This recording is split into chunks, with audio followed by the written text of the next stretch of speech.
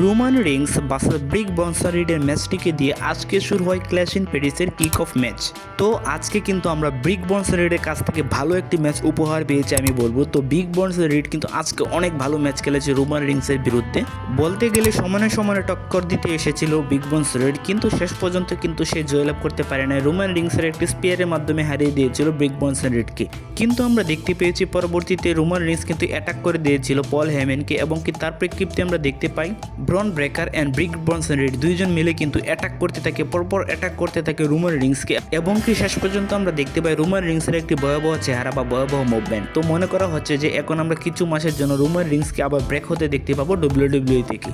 তো তার পরবর্তীতে আমরা দেখতে পেয়েছি স্ম্যাকডাউনের ট্যাগ টিম ম্যাচটির জন্য আমরা দেখতে পেয়েছি ওয়াইল্ড 6 ভার্সেস স্ট্রিট প্রফিটের মধ্যে একটি ট্যাগ টিম টাইটেলের জন্য ম্যাচ। তো স্ট্রিট প্রফিট কিন্তু বরাবরই আমাদের মধ্যে ভালো ম্যাচ ডেলিভার দেয়, তো আজকেও তাই ঘটেছে। কিন্তু আমরা দেখতে পেয়েছি ওয়াইল্ড 6 এর অন্যান্য মেম্বারদের ইন্টারফেসের কারণে কিন্তু তারা তাদের টাইটেলটিকে রিটেন করতে সক্ষম হয়ে গিয়েছে, মানে ওয়াইল্ড 6 কিন্তু এই ম্যাচটিতে জয়লাভ করতে সক্ষম হয়ে গিয়েছে।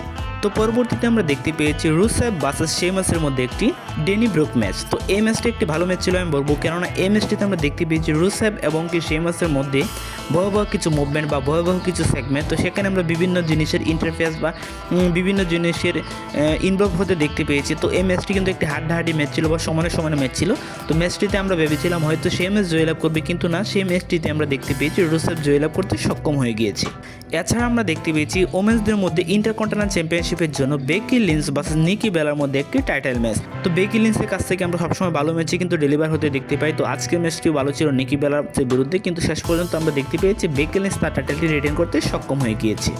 এছাড়া আমরা দেখতে পেয়েছি আরও একটি ভালো ম্যাচ জন সিনা ভার্সেস লোগান পলের মধ্যে একটি সিঙ্গেল ম্যাচ। তো জন সিনা এবং কি লোগান পলের মধ্যে আমরা একটি হাড্ডাহাড্ডি ম্যাচ দেখতে পেয়েছি। তো কিছুটা সময় মনে হচ্ছিল যে লোগান পল এই ম্যাচটি জয়লাভ করতে পারে, কিন্তু না, WWE বা ট্রিপল এইচ সেই ভুলটি করে না, সেখানে আমরা জন সিনাকে জয়লাভ হতে দেখতে পেয়েছি। তো লোগান পলকে কিন্তু জন সিনা খুব সহজে হারিয়ে দিয়েছে এই ম্যাচটিতে।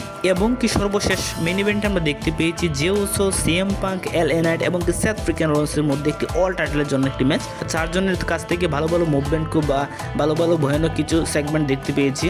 তো এই ম্যাচটি একটি মুহূর্তে মনে হচ্ছিল যে সিএম পাঙ্ক হয়তো জয়লাভ করতে পারে এই ম্যাচটিতে। তো আমরা দেখতে পেয়েছি আজকের এই ম্যাচটিতে বেকি লিঞ্চ কিন্তু পিছন থেকে অ্যাটাক করে দিয়েছিল সিএম পাঙ্ককে মাস্ক পরা অবস্থায়। তো মাস্ক খোলার পর আমরা দেখতে পাই কে, সে আর কেউ না, বেকি লিঞ্চ। তো বেকি লিঞ্চের ইন্টারফেসের কারণে কিন্তু সেথ ফ্রিকেন রোলস তার টাইটেলটি রিটেন করতে সক্ষম হয়েছে। তো ক্ল্যাশ ইন প্যারিসের শেষ মুহূর্তে আমরা দেখতে পেয়েছি সেথ ফ্রিকেন রোলস এবং বেকি লিঞ্চের একটি কিসিং মোমেন্ট। তো এই ছিল আজকে ক্ল্যাশ ইন প্যারিসের ফুল রিভিউ। তো ভিডিও ভালো লাগলে অবশ্যই লাইক, কমেন্ট এবং সাবস্ক্রাইব করে পাশে থাকবেন। ধন্যবাদ সবাইকে।